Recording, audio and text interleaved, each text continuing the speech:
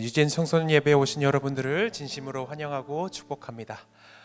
이렇게 또 비대면으로 만나게 되는데요. 그럼에도 불구하고 이렇게 예배 참석해주고 또 집중해줘서 참 감사합니다. 그럼에도 불구하고 항상 목사님이 여기서 하는 말이 있죠.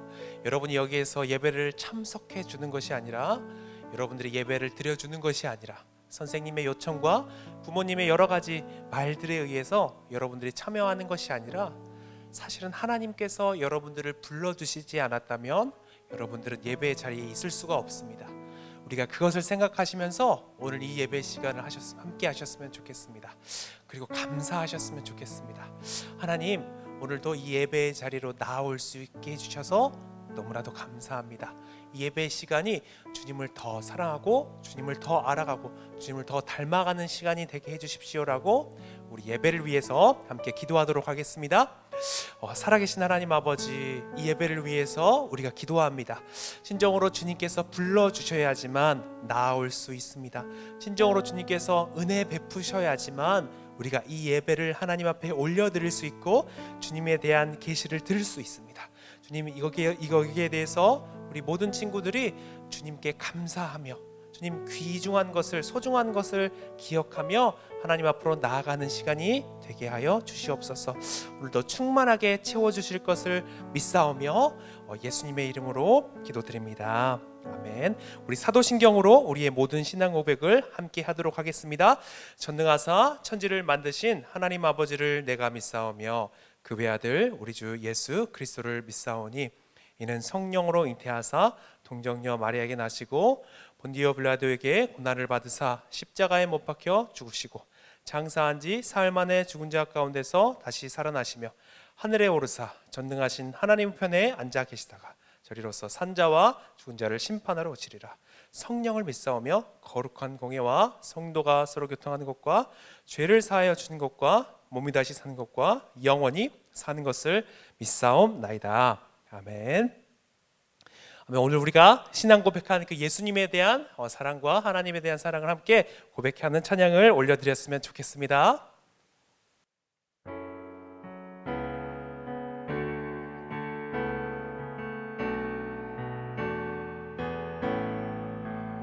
유월절 어린 양의 피로 나의 삶의 문이 열렸네.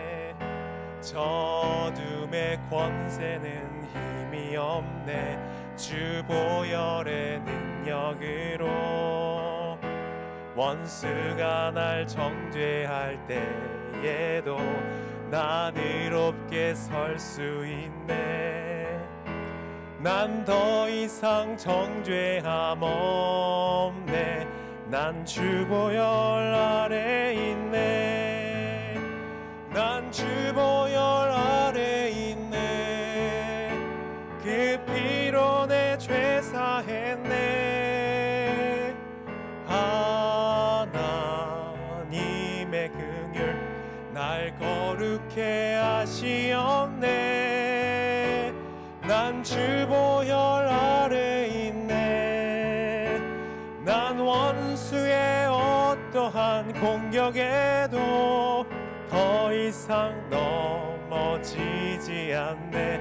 난 주보 우리 처음부터 다시 찬양해 보겠습니다. 유월절 어린 양의 피로, 유월절 어린 양의 피로 나의 삶의 문이 열렸네. 저둠의 권세는 힘이 없네. 주 보혈의 능력으로 원수가 날 정죄할 때에도 난 의롭게 설 수 있네. 난 더 이상 정죄함 없네. 난 주 보혈 아래 있네. 난 주 보혈 아래 있네. 그 피로 내 죄 사했네. 하나님의 긍휼 날 거룩해 하시었네. 난 주 보혈 아래 있네. 난 원수의 어떠한 공격에도 더 이상 넘어지지 않네. 우리 후렴으로 다시 한번 찬양할까요? 난 주보혈 아래 있네. 난 주보혈 아래 있네. 그 피로 내 죄 사했네. 하나님의 긍휼 날 거룩해 하시었네. 난 주보혈 아래 있네.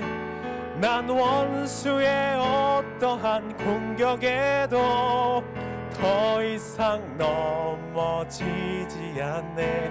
난 주보혈, 우리 마지막으로 난 주보혈 아래 있네. 난 주보혈 아래 있네. 그 피로 내 죄 사했네. 하나님의 긍휼 날 거룩해 하시었네. 난 주보혈 아래 있네. 난 원수의 어떠한 공격에도 더 이상 넘어지지 않네. 우리 마지막으로 난 주보혈 아래 있네. 난 주보혈 아래 있네. 그 피로 내 죄 사했네. 하나님의 긍휼 날 거룩해 하시었네. 난 주보혈 아래 있네. 난 원수의 어떠한 공격에도 더 이상 넘어지지 않네. 난 주보혈 아래 있네. 아멘. 우리의 예배 가운데 예수님의 십자가의 보혈이 함께 덮으시고 또 우리를 하나님 앞으로 능히 나아가게 하실 것을 우리가 확신하면서 예배를 드리는 시간 되었으면 좋겠습니다. 기도드리겠습니다. 사랑과 은혜가 풍성하신 하나님 아버지, 이 시간 예배 드릴 때 하나님의 임재를 경험하게 하시고 한 주간의 우리의 삶을 고백하고 회개하게 하옵소서. 각자의 처소에서 예배 드리는 우리 청소년들의 예배를 기뻐 받아주시고 주님의 은혜가 넘쳐 흐르는 시간 되게 하여 주옵소서. 코로나 장기화로 인해 믿음이 연약해지고 흔들리는 상황 가운데서도 우리 아이들과 선생님 믿음이 약해지지 않게 마음과 상황을 붙들어 주시고 영육을 강건하게 하시옵소서. 또한 하나님 외에 다른 것을 따르지 않게 하옵시며 하나님께 순종하는 자세와 겸손한 마음을 잃지 않게 하옵시고 하나님께서 원하시는 삶을 살아갈 수 있도록 도와주시옵소서. 이 모든 말씀 주 예수 그리스도의 이름으로 기도드리옵나이다. 아멘. 내 모든 삶의 행동 주 안에 주님 안에 있네. 나의 숨쉬는 순간들도 내 모든 삶의 걸음 주 안에 내 길도 주 안에 나의 숨쉬는 순간들도 Singing la la la la la la la la la la la la la la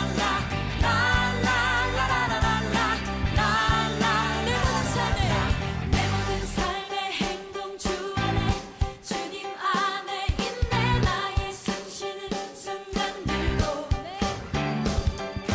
내 모든 삶의 걸음 주 안에 내 길도 주 안에 나의 숨쉬는 순간들도 아이 사무엘이 엘리 앞에서 여호와를 섬길 때에는 여호와의 말씀이 희귀하여 이상이 흔히 보이지 않았더라. 엘리의 눈이 점점 어두워 가서 잘 보지 못하는 그때 그가 자기 처소에 하나님의 등불은 아직 꺼지지 아니하였으며 사무엘은 하나님의 궤 있는 여호와의 전 안에 누웠더니 여호와께서 사무엘을 부르시는지라. 그가 대답하되 내가 여기 있나이다 하니 그가 이르되 나는 부르지 아니하였으니 다시 누우라 하는지라. 그가 가서 누웠더니 여호와께서 다시 사무엘을 부르시는지라. 사무엘이 일어나 엘리에게로 가서 이르되 당신이 나를 부르셨기로 내가 여기 있나이다 하니 그가 대답하되 내 아들아 내가 부르지 아니하였으니 다시 도우라 하니라. 사무엘이 아직 여호와를 알지 못하고 여호와의 말씀도 아직 그에게 나타나지 아니하더라. 여호와께 세 번째 사무엘을 부르시는지라. 그가 일어나 엘리에게로 가서 이르되 당신이 나를 부르셨기로 내가 여기 나이다 하니 엘리가 여호와께서 이 아이를 부르신 줄을 깨닫고 엘리가 사무엘에게 이르되 가서 누웠다가 그가 너를 부르시거든 내가 말하기를 여호와여 말씀하옵소서. 주의 종이 듣겠나이다 하니 이에 사무엘이 가서 자기 처소에 누우니라. 아멘. 오늘 말씀은요. 오늘 하나님의 말씀은 약간 성경 구절 인용이 많을 거예요. 근데 여러분들이 잘 볼 수 있도록 밑에 이 화면에다가 목사님 볼 수 있도록 자막을 넣어둘 테니까 여러분 잘 참여했으면 좋겠습니다. 여러분 야구를 좋아해요? 목사님 별로 야구를 그렇게 자주 즐겨보는 편은 아닌데 목사님이 야구장에 간 적이 딱 한 번이 있습니다. 그것이 우리나라에서 간 것이 아니라 미국에서 갔어요. 미국에서. 목사님 미국을 딱 한 번 가봤는데 그 딱 한 번 간 미국에서 딱 한 번 가본 처음이자 마지막으로 가본 야구장으로 거기에서 가서 야구 경기를 구경하는데 생각보다 TV에서 본 야구가 보니까 한국 야구가 훨씬 재밌더라고요. 근데 그걸 말하는 건 아니고 목사님이 놀러 갔던 그 지역 동네의 야구팀이 홈팀이죠. 그리고 다른 지역에서 온 사람들 그 사람들 팀과 이렇게 같이 야구 경기를 하는데 계속 야구 경기에서 지고 있는 거예요. 그래서 좀 같이 간 우리 가족도 있었고 친척 형도 있었는데 거기서 미국에서 보면서 저 왔는데 지니까 그냥 별로 재미없다 라는 생각을 하면서 보내고 있었어요. 그런데 정말로 놀랍게도 9회 말이었어요. 목사님 지금 9회 말인데 역전을 하게 된 거예요. 점수 격차가 꽤 많이 있었었는데 꽤 많이 난 점수를 역전을 해버린 거예요. 경기장에서 환호성이 엄청나고 거기는 막 응원하는 문화도 없고 정말 심심하거든요. 심심하는데 막 역전했기 때문에 막 사람들이 좋아하고 그랬던 경험이 납니다. 목사님이 약간 거짓말 친다라고 생각하는 사람도 있을 것 같아서 목사님 여기 아니면 여기에 사진을 지금 보여주고 있을 텐데요. 목사님이 미국에 가서 첫 간 야구장에서 처음 역전을 경험한 사건이었어요. 여러분들은 역전에 대해서 어떻게 생각해요? 올림픽이나 여러 가지 경기들을 보게 되면은 우리가 역전하는 것을 보게 되는데 사람들이 그걸 볼 때 굉장히 짜릿해하고 좋아하는 것 같아요. 근데 중요한 점이 있죠. 중요한 점이 있어요. 내가 역전을 하는 사람인가? 그 팀을 응원하는 사람인가? 아니면 내가 역전 당하는 팀을 응원하는 사람인가? 거기에 따라서 달릴 수 있죠.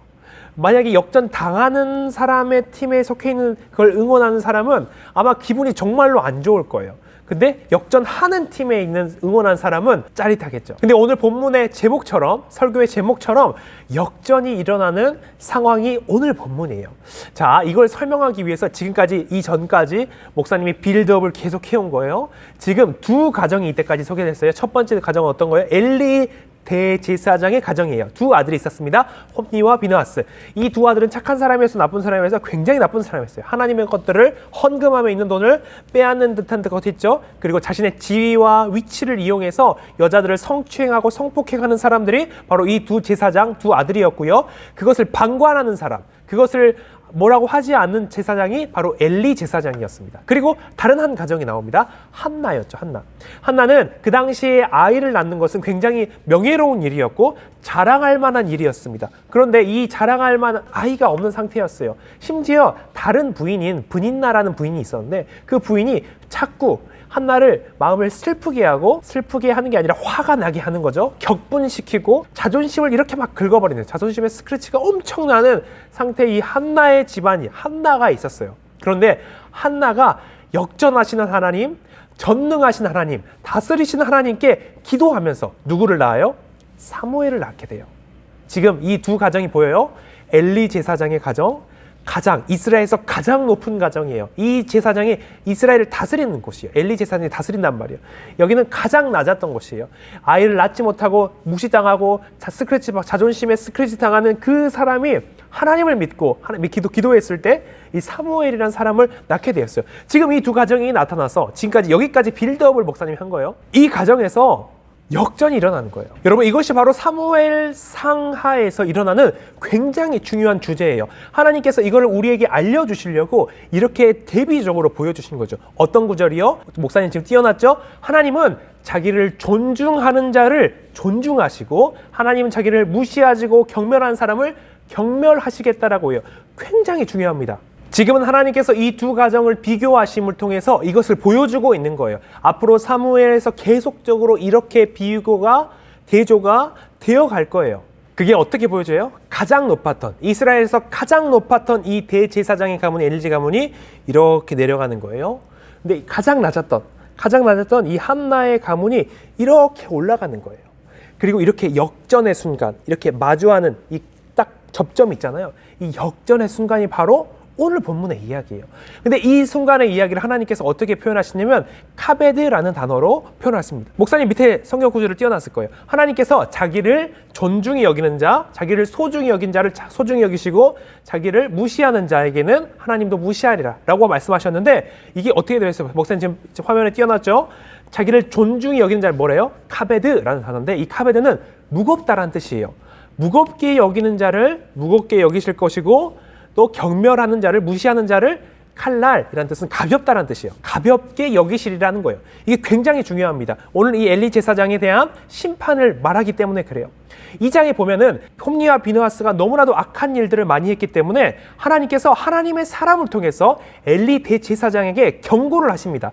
두 아들에 대해서 경고를 하세요. 네가 네 두 아들을 그렇게 무시하고 나쁜 일을 하고 하나님의 성물을 탈취하고 그런 악한 일들을 성막 안에 성전 안에서 이 교회 안에서 하는데 그걸 놔두고 있다. 너가 그걸 하지 말라고 너가 분명히 하면 안 된다는 걸 알고 있는데 네가 네 아들을 나보다 더 사랑해서 네 아들을 그냥 놔둬버리고 있다. 죄짓게 놔둬버리고 있다 라고 말하면서 하나님께서 이렇게 말씀하세요. 너는 나보다 네 두 아들을 더 카베드하게 여겼다. 더 무겁게 여겼다라는 거예요. 여러분, 하나님 지금 복선을 까시는 거예요. 지금 하나님께서 너는 나보다 너의 두 아들을 카베드하게 여겼다. 더 무겁게 여겼다라고 해요. 그리고 하나님께서 그 다음에 뭐라고 말하세요?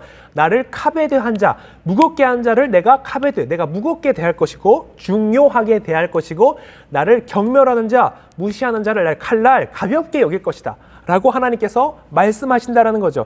그 다음에 엘리 제사장에 어떤 일이 일어납니까? 자신의 두 아들 홈니와 비느하스가 블레셋이라는 아주 강력한 도시 국가와 전쟁을 하게 됩니다. 그런데 이스라엘이 계속 지는 거예요. 그래서 이스라엘 백성들이 왜 질까? 어떻게 하면 이길 수 있을까 하다가 하나님께서 함께 하신다는 그 언약궤를 전쟁터로 가지고 나갑니다. 저번에 했던 말이에요. 저번에 해봤던 말인데. 근데 홈니와 비느하스가 제사장이기 때문에 그 언약궤를 가지고 전쟁터로 나아갔어요. 근데 그 전쟁터에서 이겼어요? 졌어요? 전쟁터에서 이겼어요? 졌어요? 쳤어요. 하나님의 언약궤가 나갔음에도 불구하고 하나님께서 함께 하신다라는 그 증거인 언약궤가 나갔음에도 불구하고 그 전쟁에서 죽어버려요. 홈니와 비느하스는 그 전쟁에서 둘 다 죽어버립니다. 그리고 어떤 일이 일어나요? 바로 그 날, 그 시에 그 정보를 가지고 엘리 제사장에게 오는 사람이 있었어요. 그 사람이 이렇게 말하죠. 엘리 제사장님, 당신의 두 아들이 다 죽었고 전쟁에서는 완벽하게 패배했습니다. 그리고 하나님의 언약궤를 블레셋에게 빼앗겼습니다. 라고 말을 하게 돼요. 그때에 어떤 일이 일어나요? 우리 말씀을 보고 있죠? 엘리 대제사장이 몸이 무거운 상태에서 의자에서 이렇게 앉아 있었는데 뒤로 넘어가게 되면서 목이 부러져서 죽고 말아요. 굉장히 재밌어요. 여러분, 성경은 이렇게 원어를 알게 되면 굉장히 이렇게 암시하고 이 의미를 확장시켜 나가는 재미가 있어요. 여러분들이 그 재미를 알았으면 좋겠는데 지금 하나님께서 어떻게 하신 거예요? 자신을 무겁게 카베드하게 여긴 자를 카베드하실 것이고 그런데 너는 너의 두 아들을 나보다 더 카베드했다 라고 말씀하시잖아요. 그래서 하나님께서 어떻게 하시는 거예요? 그 카베드한 엘리를, 무거웠던 그 엘리를 어떻게 해요? 가볍게 하셔서 뒤로 넘어지게 하시는 거죠. 그래서 목이 부러져서 죽게 하시는 거예요. 무슨 말인지 알겠어요? 그 무거워서 움직이지 않았던 그 뚱뚱하고 비대한 무거운 엘리를 하나님께서 가볍게 하심으로 목이 부러져서 죽게 되었다라는 거예요. 여러분들이 생각했을 때 이게 정말 나쁘다라는 생각이 들 수 있을 것 같아요. 하나님 어떻게 한 시간에 한 날에 두 아들을 죽여버리고 엘리 대제사장을 아빠까지 죽여버릴 수 있느냐라고 생각할 수 있어요. 아무리 잘못해도 그럴 수 있지 어떻게 하나님이 그렇게 하실 수 있느냐, 하나님 너무 잔인하시다라고 생각할 수 있습니다. 여러분 근데 그런 거 아니에요. 여러분 하나님께서 엘리 제사장의 가문을 가장 높은 데에 두셨던 이유는 뭐냐면 이스라엘의 그 모든 백성들이 하나님께로 나아올 수 있도록, 하나님께로 잘 나아올 수 있도록 인도해 주시기 위해서 그 역할을 하라고 지금 만들어 놓은 거죠. 이스라엘 백성들을 잘 이끌도록 하라고 만들어 놓은 건데 엘리 대제사장이 한 일이 뭐예요? 자신의 두 아들을 방치함으로, 죄악 가운데 방치함으로 그들이 대제사장직을 수행하면서 하나님의 백성들을 하나님 앞에 나아올 수 없게 한 거죠. 하나님의 것들을 빼앗으면서 그 모든 것들을 하나님을 무시하고 경멸하는 모습들을 백성들에게 보여주면서 가르쳤다는 거죠. 여러분 이렇게 생각할 수 있잖아요. 내가 여기서 여러분들에게 이렇게 하나님에 대해서 말하고 이렇게 살아야 한다 저렇게 살아야 한다라고 말하는 이 목사님이 그렇게 말하면서 정말 내 마음대로 살아간다고 생각해 보세요.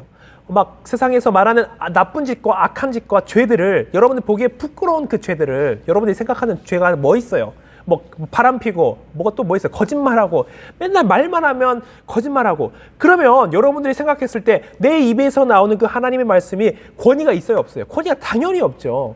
그런 것처럼 이들도 똑같았단 말이에요. 하나님께로 나아가게 해야 할 이 두 사람들이, 그 사람들이 하나님께 나아가지 못하게 하고 하나님의 권위를 실추시키고 하나님의 것들을 빼앗고 훔치고 그 다음에 그 모든 것들을 엘리 제사장은 방치했다라는 거죠. 그것을 심지어 계속해서 엘리 제사장 방치했던, 아마도 이 둘 다 홈리와 비나스는 나이가 중년이었을 거예요. 그 말인즉슨 최소한 하나님은 30년, 40년, 50년 동안 하나님은 보고 계셨고 참으셨고 엘리 대제사장에 돌이킬 수 있는 기회를 줬다라는 거죠. 그런데 엘리는 그렇게 돌이키지 않았다는 거죠. 결국 하나님의 사람의 말을, 경고를 듣고서도 그들은 돌이키지 않았고 바로 오늘 본문에 돌이킬 수 있는 마지막 기회를 하나님께서 주셨는데 잡지를 않았어요. 바로 그리고 오늘 본문이 바로 이 역전의 순간, 엘리의 마지막 기회이자 사무엘과 이 엘리와 역전되는, 한나 가문과 엘리 가문이 역전되는 바로 그 순간을 오늘 보여주고 있는 거예요. 오늘 본문의 이야기가 뭐예요? 밤이었던 것 같아요. 엘리 제사장은 자기의 침소에서 자기 집에서 자고 있었고 사무엘은 하나님의 전에서 자고 있었습니다. 그런데 이 사무엘에게 어떤 음성이 들리는 거예요. 사무엘아, 사무엘아. 한나의 아들인 사무엘이 그곳에서 하나님을 섬기고 엘리 제사장 밑에서 하나님을 섬기는 것을 배우고 있었는데 거기서 누가 부르는 거야? 사무엘아, 사무엘아 부르는 거예요. 그래서 사무엘이 그 이야기를 듣고 나서 깬 거죠. 그럼 어떻게 생각하겠어요? 누가 떠올라요? 엘리 대제사장이 떠오른 거죠. 엘리 대제사장은 나이가 많았기 때문에, 그리고 사무엘은 아주 어렸기 때문에 여러 가지 심부름들을 시켰을 거예요. 그러니까 당연히 아마도 사무엘이 있는 곳과 엘리가 자고 있는 곳이 가까웠던 것 같아요. 그리고 방음도 안 됐던 것 같아요. 그래서 엘리 제사장이 갑니다. 그래서 물어보면, 제가 당신이 저를 부르셨기 때문에 제가 여기에 왔습니다. 제가 무엇을 하면 될까요? 라고 사무엘이 물어봅니다. 그러니까 엘리 제사장이 말을 하죠. 나는 너 부른 적 없는데 라고 해서 또 자게 됩니다. 그 일이 한 번 더 있었어요. 사무엘아, 사무엘아 부르는 거예요. 사무엘이 잠에서 깨서 일어나서 누가 날 부르지? 엘리 대제사장이 부른 건가? 라고 하면서 가게 되는 거죠. 또 물어봤어요. 아니에요. 세 번째로 또 일어납니다. 그때는 이제 엘리 대제사장이 알았어요. 누가 말한다고요? 사무엘에게? 하나님이 사무엘에게 말하고 있구나. 이렇게 말하게 하죠. 사무엘아, 다음에도 그 소리가 들리거든 하나님 말씀하십시오. 제가 듣겠습니다. 라고 말해라. 라고 엘리 대제사장이 사무엘에게 말을 해줍니다. 사무엘이 또 누워 있었습니다. 그러자 사무엘아, 사무엘아 라는 음성이 들렸어요. 그러자 사무엘이 그 말대로 하나님 제가 듣겠습니다. 라고 말을 해요. 그리고 나서 어떤 이야기를 해요? 하나님께서 엘리 대제사장에게 마지막으로 경고하는 말씀, 마지막으로 심판의 말씀을 내리십니다. 여러분 이거 한번 보고 있어요? 지금 보고 있어요? 이 내용이 뭐예요? 내가 이 심판을, 반드시 이 심판이 일어나게 하겠다라고 하나님께서 지금 말씀하시는 거잖아요. 사무엘은 그 이야기를 듣고 너무 무서웠어요. 그 다음 날이 되었습니다. 엘리 대제사장이 사무엘에게로 와서 물어봐요. 너 어제 하나님한테 음성 들었지? 하나님께서 너에게 뭐라고 말씀하셨니? 라고 하니까 사무엘이 두려워 떨면서 말을 하게 됩니다. 있는 모든 말, 엘리 대제사장에게 일어날 그 저주와 심판에 대해서 말을 하게 됩니다. 그러자 엘리 제사장이 뭐라고 말을 해요? 여러분 밑에 보고 있죠? 뭐라고 말을 해요? 그분은 여호와시다. 그분은 선하시기 때문에 그분은 옳은 대로 선하신 대로 하실 것이다 라고 말을 해요. 여러분 이게 지금 이해가 가요? 무슨 말인지 이해가 가요? 약간 이런 느낌이죠. 여러분 하나님이 여러분에게 직접 나타나서 말씀하시는 거예요. 하나님이 사무엘을 3번 불렀어요. 그리고 사무엘이 그 말씀을 듣고 엘리 제사장이 지금 전하고 있잖아요. 그런데 여러분 이 생각하면 되죠. 하나님께서 나타나셨을 때 이렇게 3번이나 사무엘아 그리고 엘리 제사장에게 가게 할 필요가 없으셨다라고요. 정말로 그 말씀을 사무엘에게만 하시려면 하나님께서 이렇게 처음부터 말씀하셨죠. 사무엘아, 나는 여호와 하나님이다. 나의 말을 들어라 라고 하나님께서 말씀하셨을 거예요. 그런데 하나님께서 그렇게 하지 않으시고 사무엘에게 뭐라고 해요? 사무엘아 사무엘아 하면서 사무엘 잠을 깨워서 누구에게 가게 한다고요? 엘리 대제사장에 가게 한다라고요. 그 말은 무슨 말이에요? 지금 이 신탁에 대해서 하나님께서 말씀하시는 것에 대해서 사무엘에게 말하는 것도 맞지만 사실 지금 누구 들으라는 거예요? 엘리지 들으라고요. 엘리 너 들으라고 지금 하나님께서 얘를 일부러 깨워서 지금 가게 하는 거잖아요. 그런데 이 하나님께서 말하는 그 의도를 알면서도 엘리가 뭐라고 말을 해요? 하나님은 선하시니 그분이 알아서 하실 것이다. 여러분 이거는 정말 뭐라고 말을 해야 될까요? 여러분 하나님께서 사무엘을 통해서 말씀하시죠. 내가 이 심판을 거두지 않을 것이다. 반드시 내가 이 심판을 이루어지게 할 것이다 라고 말씀하세요. 그런데 하나님 그런 분이시잖아요.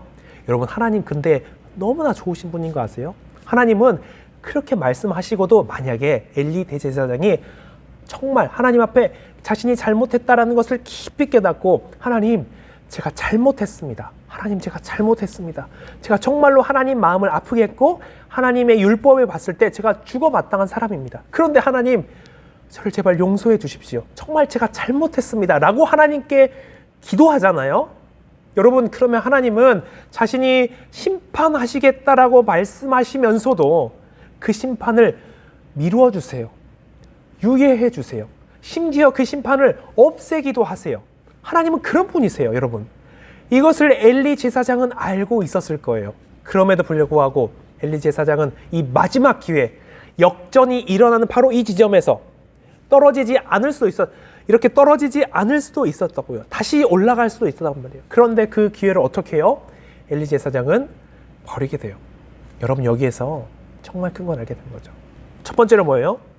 여러분 이 모든 것을 하실 수 있는 분이 역전의 하나님이시라는 거예요. 하나님은 자기를 무겁게 중요하게 여기는 자를 중요하게 여기세요. 자기를 무시하고 경멸하는 자를 가볍게 여기실 거예요. 그것을 딱 보여주시면서 이 두 가정을 통해서 보여주시면서 하나님 자신을 뭐라고 설명하시는 거예요? 자기는 역전의 하나님이라는 거예요. 하나님을 가까이 하는 자를 가까이 하시고 하나님을 멀리 하는 자를 멀리 하신다는 거예요. 하나님은 인격적인 하나님이시기 때문에 하나님은 그저 AI나 기계처럼 마음대로 할 수 있는 분이 아니라 인격적인 완전한 인격이신 하나님이시기 때문에 그 하나님과 친하게 지내고자 한다면 그 하나님의 말씀을 듣고자 한다면 하나님이 주시는 좋은 것을 받고자 한다면 그분이 어떤 분이신지 알아야 하고 그분이 어떤 성품이신지 알아야 된다는 거죠. 그래서 그 하나님께서 말씀하신 대로 인격적인 관계를 맺어야지 그 관계 속에서 우리가 살아갈 수 있다라고 지금 말해주는 거예요. 그래서 하나님께서 말씀하시는 건 뭐예요? 그 인격적인 관계 속에서 하나님께서는 자신이 높일 자를 한나의 노래 기억해요? 기억이 안 나겠죠? 한나의 노래처럼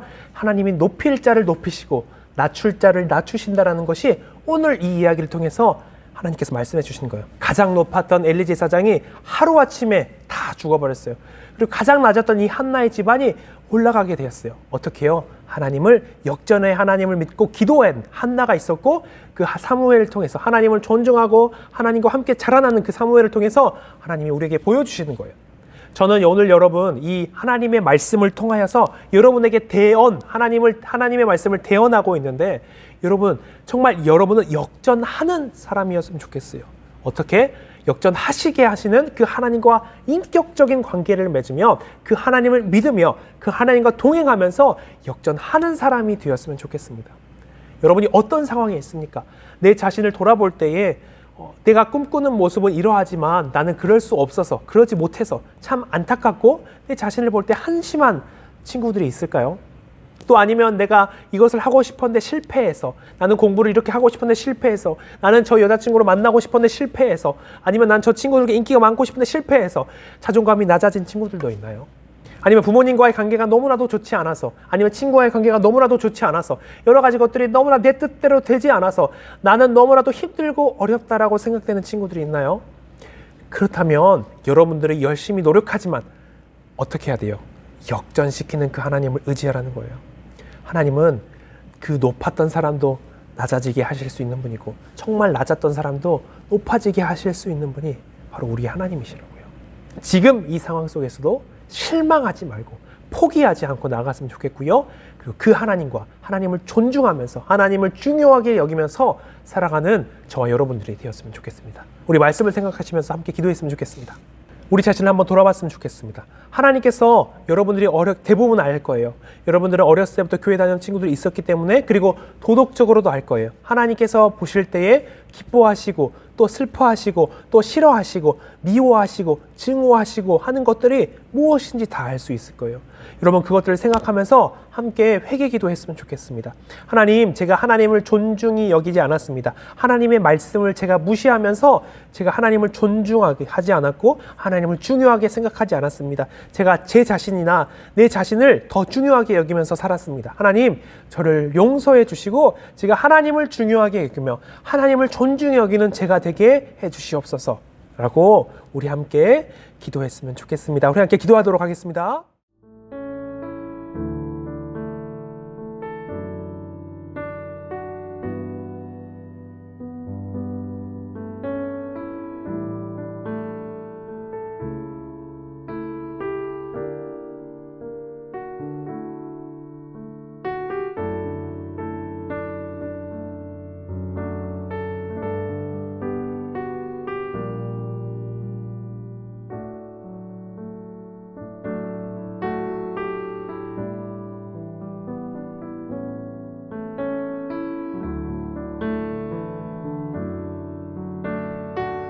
살아계신 하나님, 오늘 말씀을 가지고 하나님께서 우리에게 주신 말씀을 가지고 기도합니다.